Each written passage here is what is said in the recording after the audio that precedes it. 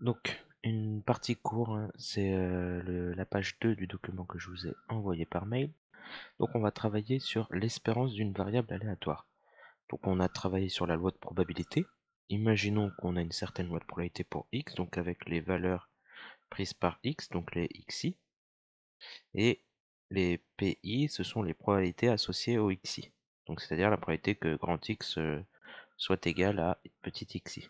Donc ça, c'est p de grand X égale xi. Donc la première valeur c'est x1, donc P1 la probabilité, x2 la probabilité associée x2, enfin P2 pardon, et on continue, et la dernière valeur xn Pn. On va définir ce que c'est que l'espérance mathématique. Donc l'espérance de la variable aléatoire, c'est comme une formule de moyenne. C'est-à-dire je vais faire P1 fois x1, P2 fois x2, etc. Pn fois xn, et j'additionne tous ces résultats. Donc la formule c'est P1 fois x1 plus P2 fois x2 plus etc. plus Pn fois xn. Très bien. Donc là on a défini ce qu'on appelle l'espérance mathématique. Grosso modo, ça va représenter la valeur moyenne prise par x lorsqu'on répète un certain nombre de fois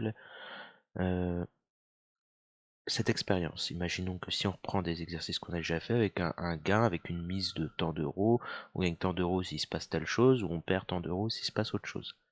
Ah bah, l'espérance, ça représentera le gain moyen du joueur sur le long terme.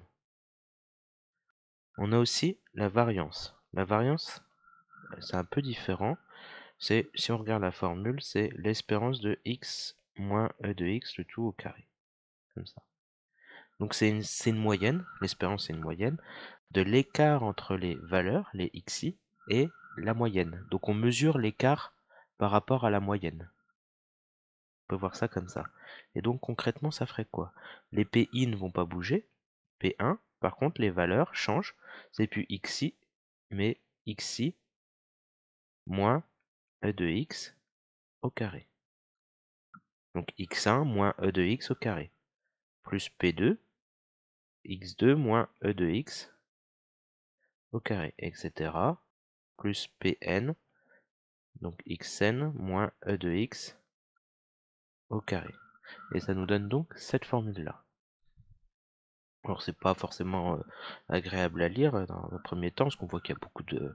Bon, elle est quand même assez lourde comme formule, mais il va falloir la connaître. Ça mesure l'écart entre les valeurs et la moyenne. Donc plus la variance est grande, plus on aura des écarts assez élevés. Par exemple, je sais pas si on prend purement statistiquement, c'est-à-dire vous avez une série de notes, par exemple votre moyenne est de 10, vous avez que des 0 et des 20, donc la moyenne est 10, et dans ce cas, on aura une variance très élevée puisque toutes nos valeurs sont quand même assez écartées de la moyenne. Cependant, si jamais vous avez que des 10, la moyenne est 10 aussi, cette fois la variance sera très petite, elle sera même égale à 0. Parce que toutes les valeurs sont égales à la moyenne. Ou si vous avez toujours entre 9 et 11, bah, vous aurez une variance très petite parce que l'écart avec la moyenne est petite. Donc c'est un indicateur de dispersion. Et enfin, on a l'écart type. L'écart type, ça se note sigma minuscule, donc c'est ce que j'ai noté ici. C'est la racine carrée de la variance. C'est ce qui nous permet d'avoir une bonne unité, et on verra ça à travers plusieurs exemples, comment l'interpréter.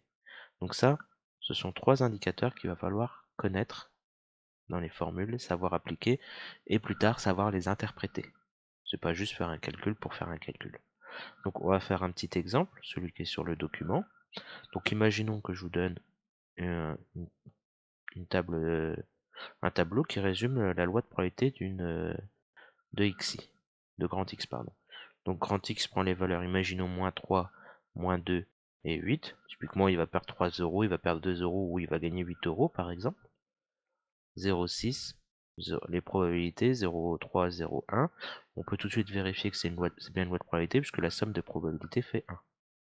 Maintenant si je vous demande de calculer l'espérance de grand X.